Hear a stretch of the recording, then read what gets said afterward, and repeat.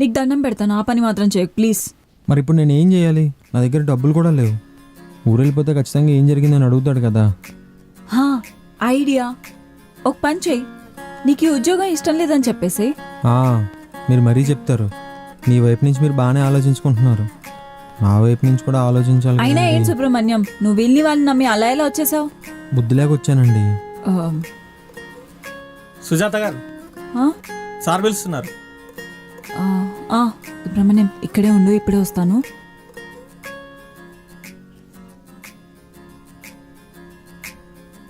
Sir రమ్మన్నారంట. అమ్మాయి పని ఎక్కువ ఉంటుంది ఈరోజు నుండి. సో మార్నింగ్ 9కి వస్తా, ఈవినింగ్ 6కి వెళ్తా అంటే అవ్వదు. లేట్ నైట్ అయినా సరే పని కంప్లీట్ చేసే వెళ్ళాలి. అవునా సార్, మరి డబ్బులు కూడా ఇస్తారా? నువ్వు ఎక్కువ పని చేస్తే డబ్బులు కూడా ఎక్కువనే ఇస్తారమ్మా. సరే సార్, అయితే చేసేస్తానేం పర్లేదు. ఇలానే అంటావు. నీకు ఇచ్చిన జీతం కంటే నువ్వు వేస్ట్ చేసిన టైమ్, ఎఫర్ట్స్ ఇవే ఎక్కువ ఉన్నాయి. అసలే కొత్త సినిమా అంట, వాళ్ళకి తెలుగులో కావాలంట.